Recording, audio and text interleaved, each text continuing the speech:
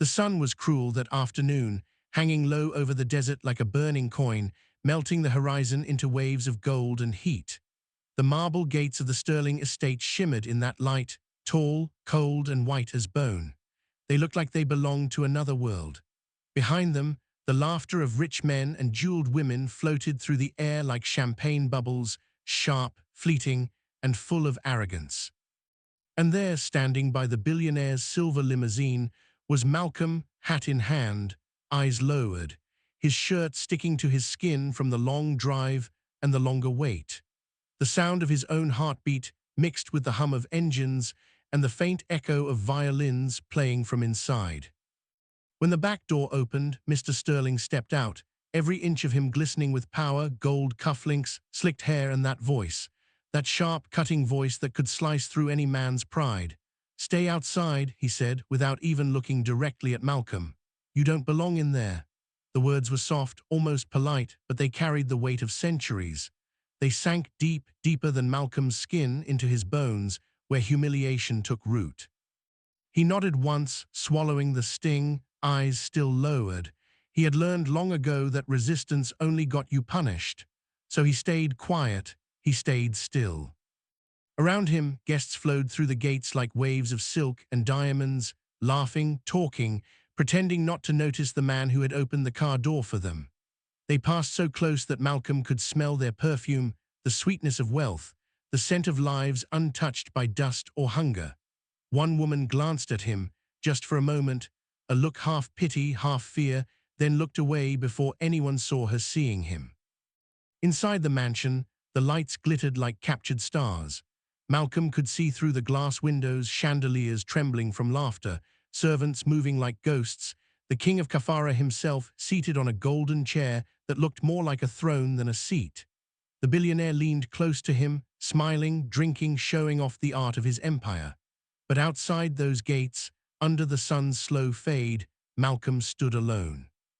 He shifted his weight from one foot to the other. The ground was hot enough to burn through his shoes. Hours passed. The music changed. Laughter grew louder, then quieter, then loud again. The shadows from the marble pillars stretched long across the driveway, crawling toward him as the day bled into night. He thought about his daughter, little Aisha, who would be waiting for him back home, tracing stars in the sky from their tiny porch. She always asked him what the rich people's houses looked like. He never knew how to answer. How do you explain to a child that some doors don't just keep you out, they make you feel small for even standing near them? Malcolm took a slow breath. He told himself he would wait. He had always been good at waiting, for opportunity, for respect, for the kind of day when a man like him didn't have to prove he belonged anywhere, but that day had not come yet. Then a sound, the metallic groan of the marble gates opening again. It sliced through the quiet. Every head turned slightly, the guard standing taller, alert. From the grand hallway, a figure appeared, a royal guard in dark uniform, his posture straight, his expression unreadable. He walked past the guests, his boots clicking against the polished stone, until he stopped at the edge of the courtyard, scanning the crowd. His gaze moved from face to face, the billionaires, the politicians, the women in glittering gowns, and then his eyes found Malcolm. For a moment, Malcolm thought it was a mistake. He looked behind him to see if maybe there was someone else, but the guard's stare didn't waver. It pinned him in place. "The king requests you," the guard said. His accent was rich and deep, like thunder rolling over the desert. A hush fell over the entrance. The laughter inside the ballroom dimmed, fading like a candle in the wind. Someone whispered, "Who?" Another said, "Did he say him?" Malcolm's chest tightened. "Me," his voice cracked on the single word. The guard nodded once. "Yes, you, the king knows your name." For a heartbeat, everything stopped, even the wind. Mr. Sterling froze mid-laugh, a glass of champagne halfway to his lips. His face twisted into disbelief, then confusion, then something darker, the realization that this wasn't part of his show. The guests exchanged glances, their smiles faltering, unsure whether to laugh or stay silent. Malcolm felt the ground tilt beneath him. His hand gripped the car door for balance.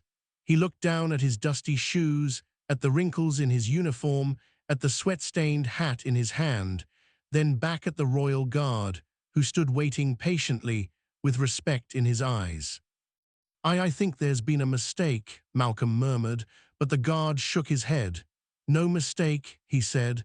"The king said your name, Malcolm." The sound of his name, spoken with such certainty, felt strange in that space, like a truth cutting through lies. Malcolm took a hesitant step forward, feeling every eye on him, every whisper swirling like wind in his ears. Sterling set his glass down slowly, his jaw tightening. "What business does the king have with my driver?" he demanded. The guard didn't even look at him. "That's between the king and Mr. Malcolm." Mr. Malcolm. Two simple words, but they carried a power Malcolm had never felt before. For the first time that evening, he lifted his head. His eyes met Sterling's, and for once, he didn't look away. The billionaire's face, always so sure, seemed to falter. The gates, which had shut him out just hours ago, now stood open, wide, waiting, as if they had always been meant for him. The same marble pillars that once cast shadows on his shoes now gleamed like they were lighting his path. He walked past the guards, each step steady, each breath heavier than the last. The murmurs followed him, a storm of disbelief. Maybe he's a relative. No, impossible. What could the king want with a driver? Inside, the ballroom's lights flickered against his dark skin, reflecting off gold and glass. The air smelled of roses and wealth, and something else change. The king of Kafara rose from his seat as Malcolm entered. The crowd parted like water. The king smiled, wide and genuine, and stretched out his hand. "Malcolm," he said warmly, "it has been a long time." Malcolm froze again, heart pounding. "Your Majesty, I don't understand." But the king only laughed, deep and full. "You helped my mother once, years ago, before you were a driver, before any of this." The crowd leaned in. Mr. Sterling stood in the doorway, pale, the laughter gone from his lips. Malcolm's breath caught. Memories flickered, a dusty road, a broken-down car, an old woman in need of water, and him stopping to help when no one else would. He had almost forgotten, but the king hadn't. The king clasped Malcolm's hand tight. "A man's worth is not measured by his wealth," he said. "It's measured by his heart." And as the room filled with silence, heavy, electric, and alive, Malcolm felt something shift deep inside him. The same gates that once told him he didn't belong now stood behind him, meaningless. He realized he had never needed them to open. Because the real gate, the one that mattered, had always been inside him.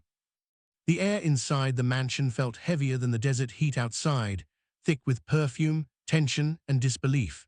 Every step Malcolm took echoed against marble floors, polished to a mirror's shine.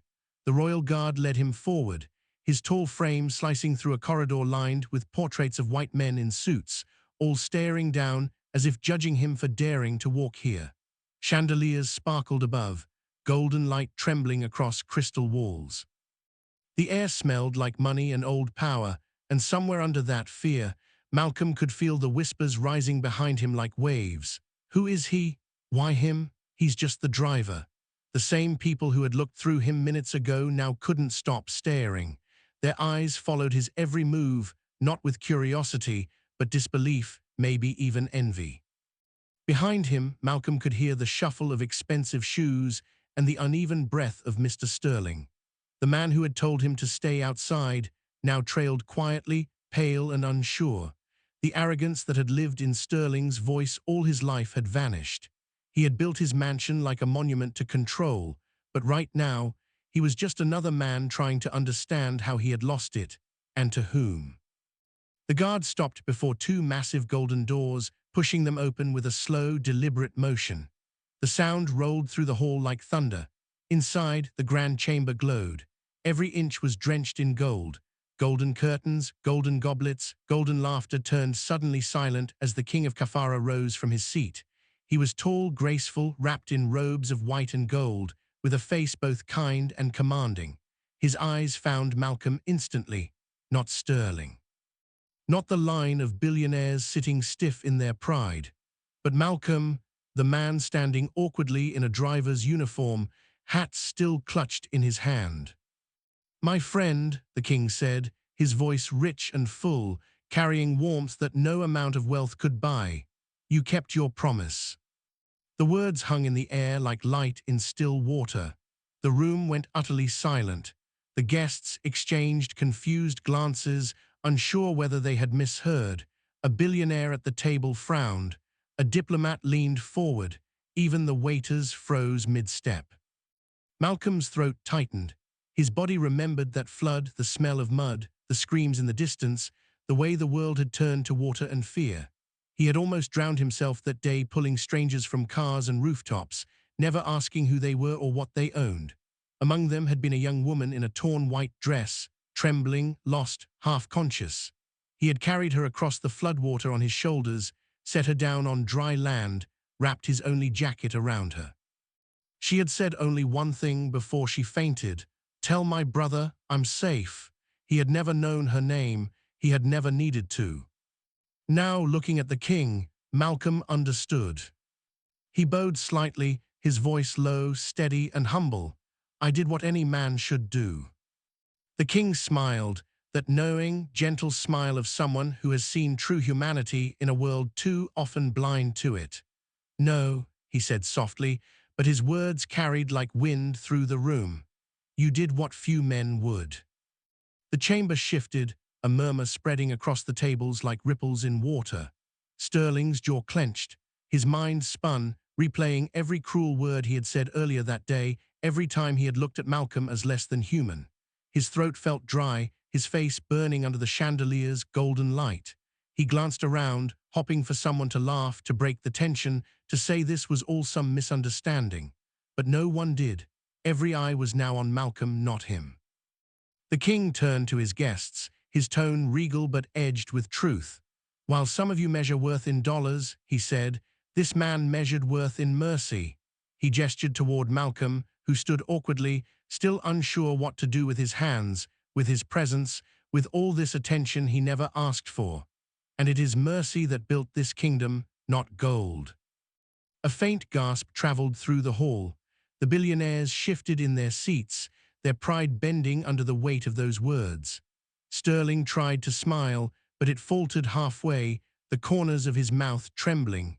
He suddenly looked smaller, fragile even, a man stripped of his invisible armor.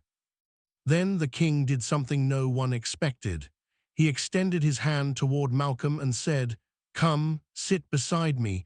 Tonight you dine as my guest." The sound that followed was not applause, it was shock, the kind that makes a room forget to breathe. A senator coughed to hide his disbelief. A woman dropped her silver spoon. Sterling's glass cracked in his grip, champagne spilling across his white sleeve like liquid gold. Malcolm froze. "Your Majesty," he whispered, shaking his head, "I can't." "You can," the king interrupted softly, smiling wider, "and you will." Slowly, Malcolm stepped forward. Every move felt heavy, unreal. He could feel Sterling's stare digging into his back, the heat of humiliation burning behind him. The same man who had laughed at him was now forced to watch him walk toward a throne. The floor seemed to stretch endlessly, each step echoing in the silence. As Malcolm reached the king's table, a servant rushed to pull out a chair. The gold gleamed so bright it almost hurt to look at. The king nodded for him to sit. Malcolm hesitated, then finally lowered himself onto the seat. The cushions sank under his weight, soft, unfamiliar. For a brief second, he thought he might wake up, but he didn't. From his new place at the king's right hand, Malcolm looked across the table, at the faces of power, at Sterling's pale expression standing far behind, like a ghost haunting his own home. It wasn't revenge that Malcolm felt. It was something deeper, something quieter, the peace of finally being seen for who he truly was. The dinner resumed, though the laughter was different now, thinner, cautious, glancing always toward the man who was never supposed to be here. The king spoke to Malcolm with the ease of an old friend, asking about his life, his daughter, his dreams. And Malcolm, though nervous at first, began to answer. His voice grew steadier, his words fuller. The king listened, truly listened, something no rich man had ever done for him. Sterling stood by the wall, his hands clenched, his heart pounding with a strange mixture of shame and awe. For the first time, he understood the weight of his own cruelty. He saw what power really looked like, not gold or control, but grace. As the night deepened, the chandeliers dimmed, and the last course was served, Malcolm looked around the table, still unsure if he deserved any of this. The king noticed and said quietly, "You belong wherever truth and kindness are welcome." The words settled deep in Malcolm's chest. He glanced once more at Sterling, whose eyes were now lowered, not in arrogance, but in remorse. And in that golden hall, under the eyes of the world's most powerful men, the balance shifted. A driver sat beside a king. A billionaire learned silence. The gate that once wouldn't open had not just opened, it had disappeared entirely. And the story of that night would travel farther than the desert winds, whispered again and again, long after the chandeliers stopped shining, that a man's true worth is not found in the seat he is given, but in the way he carries his soul when no one is watching. The room was alive with quiet tension, like a storm held just beneath the surface of fine crystal glasses and polished marble floors. Dinner was underway, but it had turned into something else, a theater of power stripped bare, where every glance and every breath was charged with meaning. Cameras, sleek and cold, swiveled sharply toward Malcolm, capturing every subtle twitch of his face, every nervous blink. The guests, dressed in their finest silk and diamonds, couldn't look away. Their eyes were glued not on the glittering chandeliers or the gold-rimmed plates, but on the man who had dared to cross invisible lines tonight. And behind that sea of polished wealth, Mr. Sterling sat stiff and pale, forced smiles cracking his face like a fragile mask barely holding on. Sterling's laughter tried to fill the space, loud, awkward, too high, but it faltered quickly. His voice cracked under the weight of the moment, betraying the calm he so desperately wanted to fake. The same man who had earlier told Malcolm to stay outside now sat swallowed by his own humiliation, his empire's foundation shaking beneath him. The power he once wielded like a blade now felt blunt, useless against the truth unfolding in front of everyone. A guest, a woman with diamonds flashing under the chandelier light, broke the silence with a question sharp as a blade. "How do you two know each other?" Her eyes flicked between Malcolm and the king, curiosity laced with disbelief. The king's reply was calm, measured, a soft voice cutting through the murmurs like a quiet fire. "Some kings wear crowns," he said, "others wear humility." The words landed like a hammer on Sterling's jaw. His mouth tightened, the muscles in his neck straining. That was a sentence heavier than any insult Malcolm had ever suffered. It was a verdict, a truth spoken aloud that no amount of money could buy or hide. The king's gaze didn't waver as he lifted his glass high, addressing the crowd with the weight of a ruler who knew what mattered beyond riches. "A man's worth," he declared, "is not measured by wealth, but by how he treats those who serve him." The room held its breath. The guests shifted uneasily, caught in the glow of gold and gilt. Sterling's eyes darted around, desperate for an ally, a sign that someone would laugh this off, that it was all some strange mistake. But no one did. All eyes remained on Malcolm, sitting quietly, his gaze cast downward, uncomfortable with the spotlight he never asked for. But the king was not finished. His voice grew firmer, filled with a quiet authority that cut through the room like a sharp wind. "Tonight," he said slowly, "the world will remember the man who drove with dignity, not the one who arrived with arrogance." Sterling's throat tightened, a dry, rough sound coming from deep inside. For the first time in his life, he saw himself as others did, not as the towering force who could command empires, but as a man trapped by his own pride. The control he had built everything on was slipping through his fingers like grains of sand, and it hurt. The soft music that had once filled the room now seemed to fade, the notes trailing into a silence thick with unspoken truths. Malcolm rose slowly from his chair, every movement deliberate, the weight of the moment pressing down on him. His voice was steady but quiet, almost humble as he addressed the king. "Your Majesty," he said, "I'm honored, but I think we both know kindness needs no witness." A faint smile touched the king's lips, full of knowing and warmth. "And yet," the king replied, "the world needs reminders." The room remained still, caught between what had been and what was now unfolding. Sterling's eyes never left Malcolm's back as the man walked away from the table. He was no longer just a driver. He was a symbol, a reminder of something bigger, something deeper than gold or power. Outside, the night air was cool and sharp. The estate's gates, once so rigid and unyielding, now seemed to breathe with a new life. Inside, the lesson hung heavy like the scent of expensive perfume. Dignity is not given, it is earned, and it cannot be taken away by crowns or cash. And as the stars blinked quietly over the desert, the story of that night began to spread, whispered in corners and behind closed doors. A story of pride falling and the quiet rise of a man who carried himself with more strength in silence than many did with shouting. Because true power, the kind that lasts beyond riches, is found in respect, in humility, in the courage to stand tall when the world tries to keep you down. And that night, Malcolm showed the world exactly what that meant. The night had just begun to fade when Sterling stepped out into the cold air, the same place where he had thrown Malcolm to the shadows earlier that evening. The moon hung low, casting a silver glow that revealed something rare in Sterling's face, something almost human: regret. The sharp edge of his usual arrogance was gone, replaced by a quiet, hesitant weight. His eyes found Malcolm, standing tall and calm despite everything. For a moment, the silence between them was louder than any words.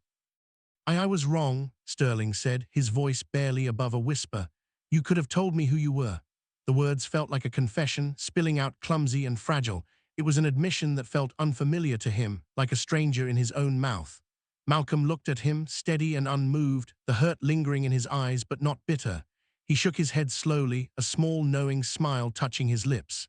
"You'd have treated me differently," Malcolm said, voice steady but heavy with truth. "And that's the point, isn't it?" Sterling looked away, the sharp truth piercing deeper than any insult he had thrown before. The man he had dismissed so easily had more dignity in his silence than Sterling ever showed in his power. For a moment, the billionaire stood still, stripped of the armor he wore so well in the daylight. The grandeur of wealth and influence suddenly seemed hollow compared to the grace Malcolm carried quietly beneath it all. There was no applause here, no crowds to witness this reckoning. Just two men, standing in the cold, facing a truth neither wanted to say aloud. Then the king came forward, not the one crowned with jewels or sitting on a throne, but the man who carried the weight of leadership quietly, humbly. His hand rested gently on Malcolm's shoulder. "You remind me," he said softly, "that real royalty is carried in the heart." It wasn't a boast or a command. It was a recognition, a passing of something more valuable than money or titles. Malcolm's shoulders straightened, as if a burden he didn't know he'd been carrying was finally lifted. Sterling watched as the convoy of black cars disappeared into the quiet dawn. The engines hummed softly, swallowing the echoes of the night. But he stayed behind, standing alone beside the same heavy door he had once ordered Malcolm to guard. The door looked different now, not just a barrier, but a symbol of the walls Sterling had built around himself and the man he had locked out. With a slow breath, Sterling reached out and pushed it open. It wasn't just a physical door that moved that morning. It was the beginning of something deeper, something harder: change. From that day forward, the people who worked for Sterling noticed the difference. The cold billionaire who once spoke only in commands started to greet his drivers by name. His guards, once ignored and unseen, found warmth in the way he poured their coffee or asked about their families. Sterling never forgot the story of Malcolm, the man he once told to stay outside. It was a story that stayed with him, etched into his mind like a mirror, reflecting the man he had been and the man he wanted to be. There was a quiet power in Sterling's transformation, a humility that didn't come from wealth or influence, but from something deeper: respect. Respect for those who serve, those who stand beside you, not beneath you. In the world Sterling ruled, it was a lesson hard learned but harder still to live by. He understood now that true power doesn't come from who stands above others, but from who can stand with them in dignity, in silence, and in grace. That night marked the end of one chapter and the beginning of another. Sterling's empire was still vast, his wealth still enormous, but the way he carried it changed. The crown he wore was invisible, made not of gold, but of humility and respect. The kind of crown that doesn't need to be seen to be felt, the kind that touches everyone it encounters, lifting them up instead of pushing them down. Malcolm, too, walked away with something more than just a job done or a night survived. He left with the quiet satisfaction of having stood his ground, of having met injustice with dignity, and seeing it turn, however slightly, into something better. The world they lived in was harsh, often cruel, but there was a flicker of hope in the spaces between the shadows. It was a hope born from a single act of courage, the courage to speak the truth, to hold on to grace when everything else demanded silence. As the sun rose higher, washing the streets with light, Sterling's steps echoed differently. He was a man changed, not just by wealth or loss, but by the understanding that sometimes the greatest strength is found not in how loudly you command the world, but in how gently you hold the hands of those who walk beside you. And so the story ends not with a victory shouted from the rooftops, but with a quiet promise whispered in the wind, that dignity belongs to all, not just the rich or powerful, but to every soul brave enough to claim it. True royalty is not worn as a crown, but lived as a way of being. In that truth, Sterling and Malcolm found something neither money nor status could buy: the courage to be human.